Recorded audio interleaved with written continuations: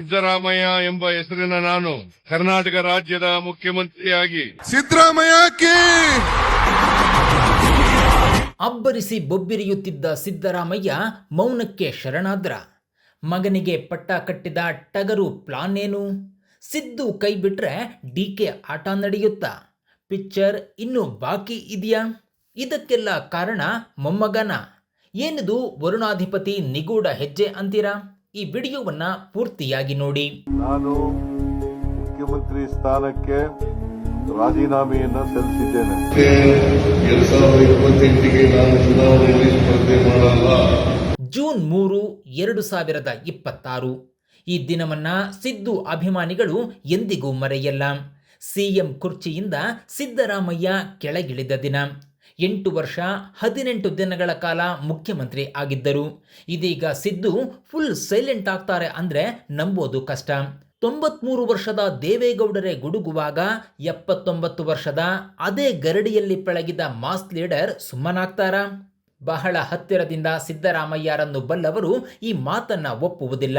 ರಾಜಕಾರಣ ಅಂದ್ರೆ ಒಂದು ಸಿದ್ಧಾಂತ ಕಾರ್ಯಕ್ರಮದ ಆಧಾರದ ಮೇಲೆ ರಾಜಕೀಯ ಮಾಡಬೇಕು ಹೊರತು ಸ್ವಾರ್ಥಕ್ಕೋಸ್ಕರ ರಾಜಕೀಯ ಮಾಡೋರನ್ನ ನಂಬದೆ ಅವ್ರನ್ನ ಕಳಿಸಬೇಡಿ. ಡಿಕೆ ಶಿವಕುಮಾರ್ ಅವರಿಗೆ ಸಿಎಂ ಆದ ಮೊದಲ ವಿಧಾನಮಂಡಲ ಅಧಿವೇಶನದಲ್ಲೇ ಅಗ್ನಿ ಪರೀಕ್ಷೆ ಇದೆ.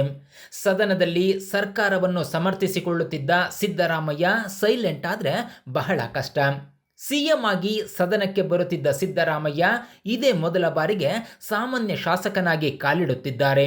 ಇದು ಸಿದ್ದರಾಮಯ್ಯ ರಾಜಕೀಯ ಹಾದಿಯಲ್ಲೇ ದೊಡ್ಡ ಬೆಳವಣಿಗೆ.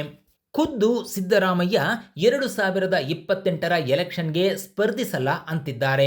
ಆದರೆ ಅಹಿಂದ ಮತ ಬ್ಯಾಂಕ್ ಸದಾ ಸಿದ್ದು ಬೆನ್ನಿಗಿದೆ. ಈ ಕಾರಣದಿಂದಲೇ ಸಿದ್ದು ಹಾಕಿದ ಲಕ್ಷ್ಮಣ ರೇಖೆಯನ್ನ ಕಾಂಗ್ರೆಸ್ ದಾಟುವುದು ಕಷ್ಟ. 2023ರಲ್ಲಿ ಸಿಕ್ಕ ಸುಲಭ ಗೆಲುವು ಕಾಂಗ್ರೆಸ್ ಪಕ್ಷಕ್ಕೆ 2028ಕ್ಕೆ ಸಿಗಲ್ಲ. ಈ ವಿಚಾರ ರಾಹುಲ್ ಗಾಂಧಿಗೂ ಗೊತ್ತಿದೆ, ಡಿಕೆ ಶಿವಕುಮಾರ್ಗೂ ತಿಳಿದಿದೆ. ಮನುಷ್ಯ ಸಂಬಂಧ ಬಹಳ ಮುಖ್ಯ. ಅಧಿಕಾರಕ್ಕೋಸ್ಕರ ಸಂಬಂಧಗಳು ಬರೋದಲ್ಲ, ಮನುಷ್ಯತ್ವದ ಸಂಬಂಧ ಇದೆಯಲ್ಲ ಅದು ಬಹಳ ಮುಖ್ಯ. ಆಗ ಮಾತ್ರ ನಾವು ಸಮಾಜಕ್ಕೆ ಆಸ್ತಿ ಆಗ್ಲಿಕ್ಕೆ ಸಾಧ್ಯ ಆಗ್ತದೆ, ಒಳ್ಳೆ ವ್ಯಕ್ತಿಗಳಾಗ್ಲಿಕ್ಕೆ ಸಾಧ್ಯ ಆಗ್ತದೆ. ಸದ್ಯಕ್ಕೆ ಮಾಜಿ ಸಿಎಂ ಆಗಿರುವ ಸಿದ್ದರಾಮಯ್ಯ ಸೈಲೆಂಟ್ ಆದಂತೆ ಕಾಣಬಹುದು.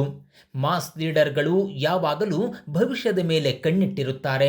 ಸಿದ್ದರಾಮಯ್ಯ ಕೂಡ 2018ರಲ್ಲಿ ತಮ್ಮ ವರುಣಾ ಕ್ಷೇತ್ರವನ್ನ ಮಗನಿಗೆ ಬಿಟ್ಟುಕೊಟ್ಟಿದ್ದರು. ಇದೀಗ ನಾನು ಸ್ಪರ್ಧಿಸುವುದಿಲ್ಲ ಅಂದ್ರೆ ವರುಣ ಬಿಟ್ಟು ಕೊಡಲ್ಲ. 20 ವರ್ಷದ ಧವನ್ ರಾಕೇಶ್ ಅಖಾಡಕ್ಕೆ ಬರಬಹುದು. ಮೊಮ್ಮಗ ಧವನ್ ರಾಕೇಶ್ ಇತಿಹಾಸ ಸೃಷ್ಟಿಸುತ್ತಾರಾ?